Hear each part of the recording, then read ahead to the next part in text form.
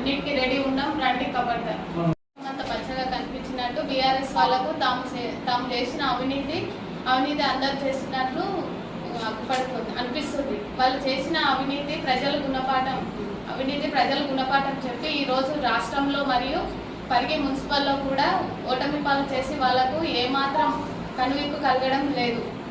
అబద్ధాల ప్రచారం చేయడంలో బీఆర్ఎస్ పార్టీ నాయకులు రాష్ట్రం నుండి కింది స్థాయి వరకు దిట్ట. అందుకే ప్రజలు వారి మాటలు నమ్మక అధికారాన్ని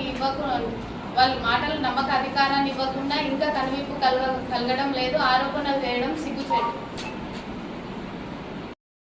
కాంగ్రెస్ అభివృద్ధి పనులను చూసి వాళ్ళు ఓర్చలేక కాంగ్రెస్ కి ఏదేదో పేరుస్తుంది. ప్రభుత్వంలో ఏం పనులు జరుగుతున్నాయి అందరికీ తెలుసు. మీకు చాలా అభివృద్ధి మంచిగా అవుతుంది. అయినా ఎమ్మెల్యే గారిని గౌరవం ఇవ్వకుండా రఫ్గా మాట్లాడటము, ప్లస్ వాళ్ళు అసలు అన్ని చిల్లర పనులు చేసుకుంటా ఎక్కడెక్కడో మీడియాలో ఇస్తుంటే ఏమవుతుంది? ఏం కాదు, అందరికీ చెప్తున్నాము. ఉన్న కౌన్సిలర్లకు ఏదైనా సరే సమరాజ్యంగా ప్రజల్లోకి మంచి పనులు చేసి మంచిగా అభివృద్ధి. ఈ పార్టీ పరంగా మీరు చిల్లరగా చేయడము, మళ్ళీ అవతలలో చెప్పడము మంచిది కాదు. మీరు ఎమ్మెల్యే గారిని గౌరవించి మాట్లాడడమే మంచిది. అది లేకుంటే ముందు మీకే తెలుస్తుంది ఏం జరుగుతుంది. నిన్న జరిగిన బడ్జెట్ సమావేశంలో కొంతమంది టీఆర్ఎస్ కౌన్సిలర్లు ఒక సామెత ఉన్నది, కోతికు కొబ్బరి చిప్ప దొరికినట్ల చెత్త అది ఎగురులాడుతుంది కదా, అట్లా చెత్త రాజకీయం చేసుకుంటా చెత్త బండిలా చెత్త ఎత్తుకుంటా గౌరవ ఎమ్మెల్యే గారికి ఏదో ఫ్రాడ్ చేసినారని బయటికి వచ్చి మమ్మల్ని ఎవరు గుర్తిస్తలేరు.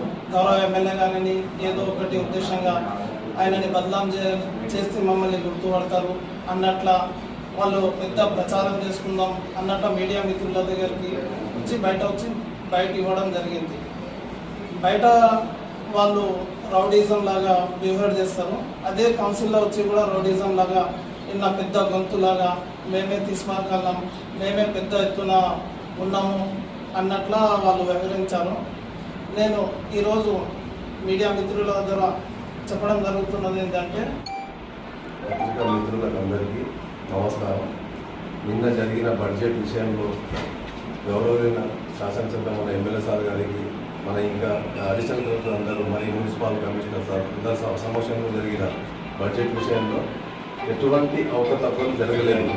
కాబట్టి నిన్న జరిగిన బడ్జెట్ విషయంలో కానీ మనం మాట్లాడుకున్న లోపలంతా యథావిధంగా మంచిగా జరిగింది. కానీ ఇప్పుడు బయటికి పోయి ఏదో లోపం జరిగింది, కమిషనర్ మీద మండి పడడం కానీ మళ్ళీ మొత్తం డ్యూటీ అయింది, ఏదో మున్సిపల్ ఏదో జరుగుతుంది అనేది మొత్తం దుష్ప్రచారం జరిగింది. కాబట్టి ఎటువంటి లేదు. ఎమ్మెల్యే సార్ గిట్ట వాళ్ళకి అన్నారు మన బడ్జెట్ సమావేశం హాయిగా జరిగింది. కాబట్టి మనకి ఇంకా పన్నులు గిట్ట తెస్తున్నాము, ఇంకా నా ఫండ్లో గిట్ట మీకు గిట్ట పన్నులు ఇస్తాను అని చెప్పడం గిట్ట జరిగింది. వాళ్ళు గిట్ట కౌన్సిలర్ గిట్ట వాళ్ళు గిట్ట అన్నారు, సరే సార్ ఓకే మా ఏరియా గిట్ట డెవలప్ కావాలి సార్ అంటే గిట్ట మన ఎమ్మెల్యే సార్ చెప్పిండు ఆల్రెడీ. మీరు మీ టీఆర్ఎస్ కార్యకర్తలు ఉన్నా కానీ మీకు ఎటువంటి పనులు ఉన్నా కానీ నా ఫండ్లకి నేను తెచ్చిస్తా, మీరు అలా ఏమనుకోకండి. మీకు ప్రజలు ఓటేసి గెలిపించారు కాబట్టి మనం ఇంకా డెవలప్మెంట్ కావాలమ్మా అని చెప్పి మరి కొన్ని ఫండ్స్ గిట్టంగా తీసుకొస్తా, డెవలప్మెంట్ చేద్దాం, కలిసి చేద్దాం, అందరం హాయిగా యథావిధంగా చేసుకుందాం. కొట్లాడ పెట్టుకోవద్దు, ఏం పెట్టుకోవద్దు. ఏ పనులు ఉన్నా కానీ నేను ఉంటా, కమిషనర్ ఉంటారు, చైర్మన్ ఉంటారు, వైసీపీ అందరూ ఉంటారు, కలిసిమెలిసి చేసుకోవాలని చెప్పాడు. కానీ మొన్న ఇప్పుడు చెట్ల కాడికి 4 లక్షలు పోయింది, ఇది పోయింది అని మొత్తం అబద్ధాలు. ఓటేసి గెలిపించిన వాళ్ళకు, కాబట్టి వాళ్ళు ఓటేసినందుకు ఓటేసిన వాళ్ళకన్నా తెలవాలి. వీళ్ళు ఎమ్మెల్యే సార్ తోటి కానీ నిన్న జరిగిన మీటింగ్లో కానీ కమిషనర్ తోటి కానీ చైర్మన్ తోటి కానీ కలిసిమెలిసి ఉండి ఏదైనా పని తెచ్చుకోవాలి, మంచిగా జరుపుకోవాలని అనుకోవాలి. కానీ బయటికి ఏదో దుమారం లేపి మేము కార్యకర్తలము, మేము టీఆర్ఎస్ నుంచి గెలిచిన కౌన్సిలర్లము కాబట్టి ఇక టీఆర్ఎస్ నుంచి గొప్పగా చెప్పాలని ఏం లేదు. పరిగిలో ఆల్రెడీ ఇంతకుముందు పరిగిలో ఇప్పుడు రోడ్లు వేసిండ్రు, గవర్నమెంట్ హాస్పిటల్ ముంగల్కి డామర్ రోడ్ వేసిండ్రు కదా, ఆ బడ్జెట్లో కొన్ని కోట్లు పెట్టిండ్రు పరిగిల. మళ్ళీ పలికి పోతున్నాయి కదా, అధికంగా చూడాలి. మళ్ళీ అవి ఎక్కడ ఖాళీ చెట్ల కాడికి 4 లక్షల కాడికి 4 లక్షలు పోయింది, 6 లక్షలు పోయింది అంటారు కదా, చెట్లు ఎక్కడ ఉన్నాయి చూపిస్తామంటారు కదా. మళ్ళీ కోట్లు కాడికి రోడ్లు వలిగిపోతున్నాయి కదా. ఆ బడ్జెట్ 2 సంవత్సరం కింద 3 సంవత్సరం కింద ఉండకుండా మొత్తం వలిగినాయి కదా. అవి కావా? అటువంటి ఏం లేదు. వాళ్ళ శాసనసభ్య ఎమ్మెల్యే సార్ గారు మొత్తం చెప్పినారు.